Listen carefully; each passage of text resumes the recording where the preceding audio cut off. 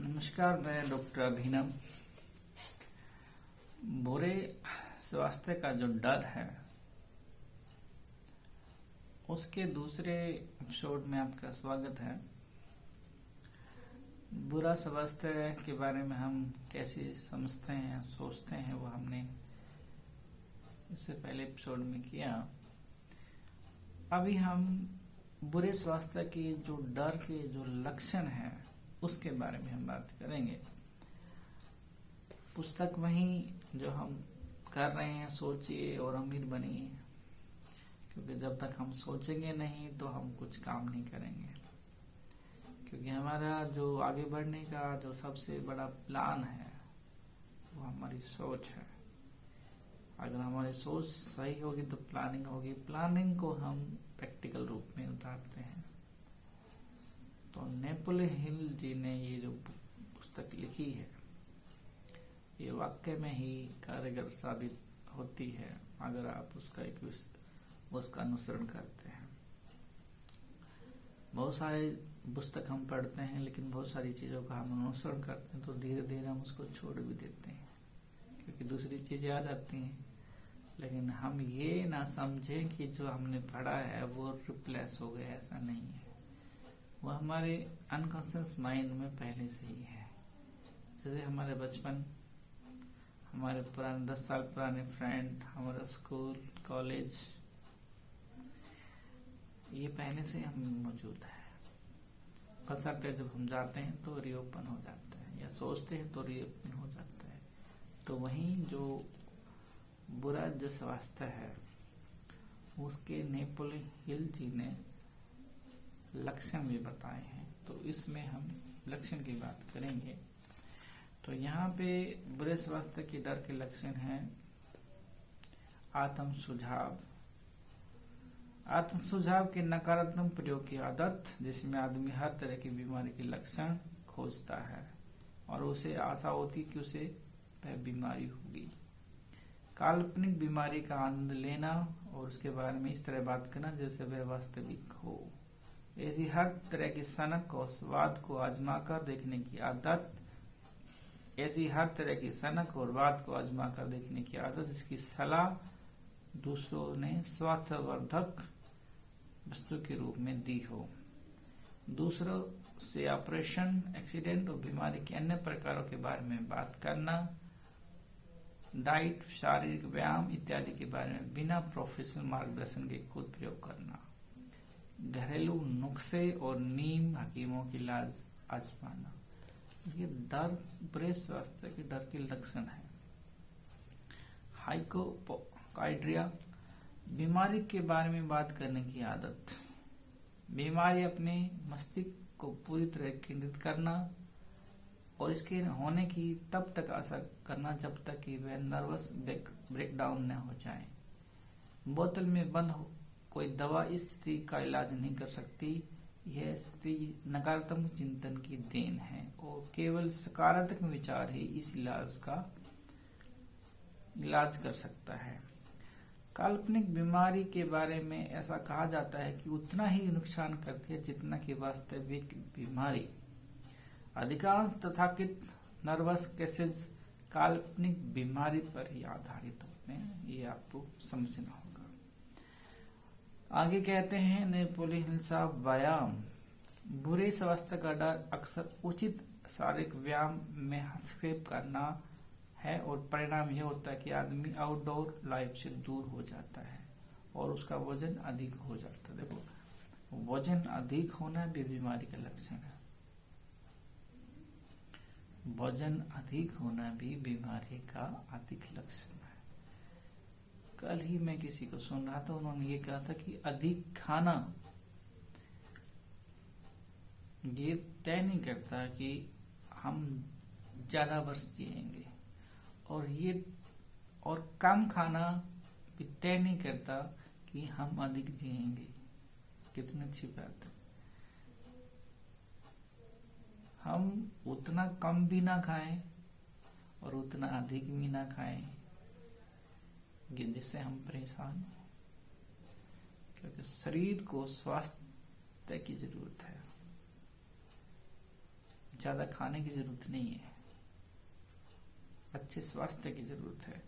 तो व्यायाम जो है बहुत ज्यादा जरूरी है किसी भी एंगल से।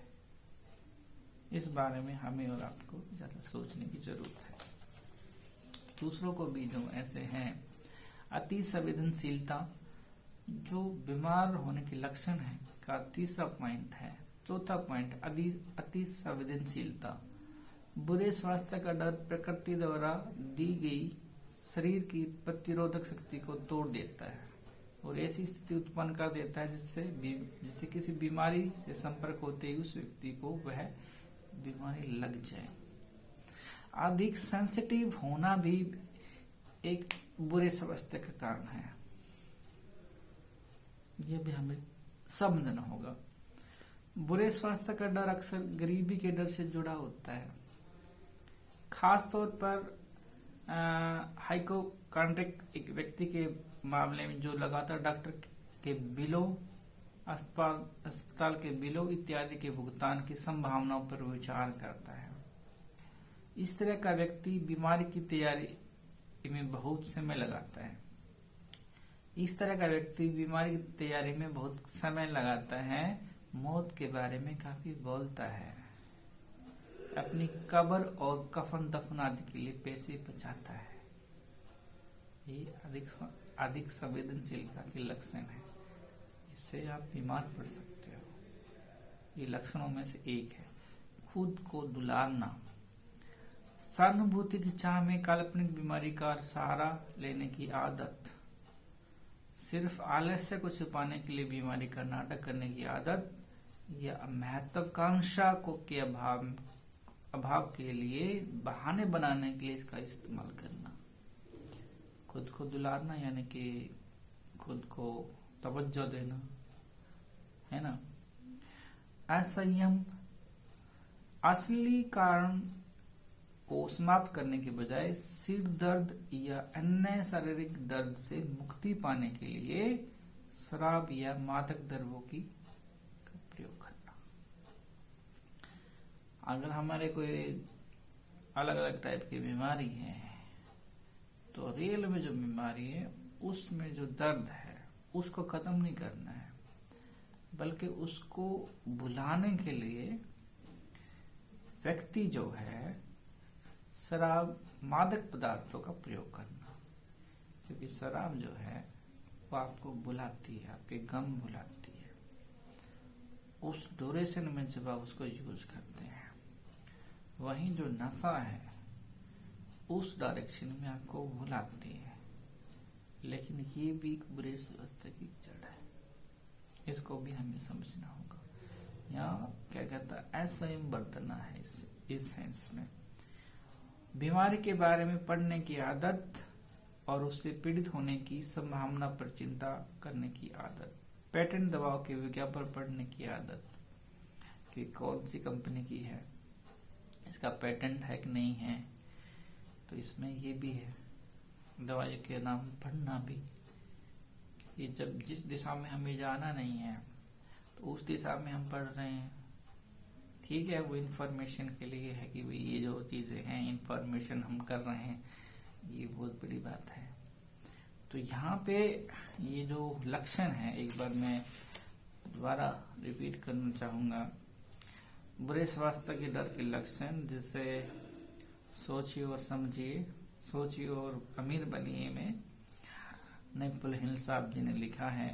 आत्म सुझाव, बुरे स्वास्थ्य का डर का ज्यादा आत्म सुझाव के बारे में बोल रहे हैं। और काल्पनिक बीमारी, काल्पनिक मैंने सोचना कि ये मेरी बीमारी है। व्यायाम ना करना बुरे स्वास्थ्य के लिए बहुत बड़ा हानिकारक है, इसलिए हमें इस तरफ ध्यान देना होगा। तो क्योंकि अगर हमें स्वस्थ रहना है तो सुबह और या शाम ना सही, एक शाम एक सुबह हमें चूज करना होगा। हमें ज्यादा चलना होगा, उससे बचने के लिए लक्षण है इस वास्ते व्यायाम ना करना। और अति संवेदनशीलता, ये भी एक बहुत बड़ा लक्षण है। और खुद को दुलारना और असंयम, ये भी बहुत बड़ा लक्षण है। तो ये बुरे स्वास्थ्य के कुछ लक्षण हैं जिसको हमें पार करना होगा। और जब तक हम स्वस्थ नहीं होंगे, अच्छे स्वास्थ्य में नहीं जिएंगे, तो हम अच्छा भी नहीं सोच सकते, क्योंकि शरीर का अच्छा सोचना, स्वास्थ्य अच्छा रहना ही आगे बढ़ना है। क्योंकि क्रिएटिविटी और का जो प्रैक्टिकल है उसको हम अच्छे स्वास्थ्य से ही आगे बढ़ा सकते हैं। तो सोचिए और अमीर बनिए कोई मजाक भी नहीं है कि सोचते सोचते, बहुत सोचना तो बहुत कुछ है, लेकिन सही डायरेक्शन को उसका इम्प्लीमेशन करना सबसे बड़ी डायरेक्शन में है। तो नेपोल हिल जी ने जो कहा है उसका अगर हम एक दो का विश्लेषण करते हैं तो हम अपना दूसरी जो अच्छी राइटर है उनकी शरण, उनकी तरह ही आगे हम बढ़ सकते हैं। क्योंकि किसी एक व्यक्ति के विचार आपको आगे नहीं बढ़ा सकते, कभी नहीं बढ़ा सकते, कभी नेशन का डेवलपमेंट नहीं कर सकते। थिंक टैंक आपको अलग अलग तरह से, क्योंकि हम अलग अलग क्षेत्र के लोग हैं, तो अलग अलग क्षेत्र के लोग अपने जीवन के अनुभवों से डेवलपमेंट करने के बारे में सोचते हैं, व्यक्तित्व के निर्माण के बारे में सोचते हैं। तो सोचिए और अमीर बनिए का जो कंसेप्ट है एक बहुत बड़ी सोच पे डिपेंड करता है। सोच में क्या है कि आपको स्वास्थ्य का रहना बहुत बड़ा कार्य है। जब तक स्वास्थ्य अच्छा नहीं है और बुरे स्वास्थ्य में हम डालते हैं तो वो आगे नहीं बढ़ सकता। तो बुरे स्वास्थ्य के डर के लक्षणों को हमें पार करना होगा।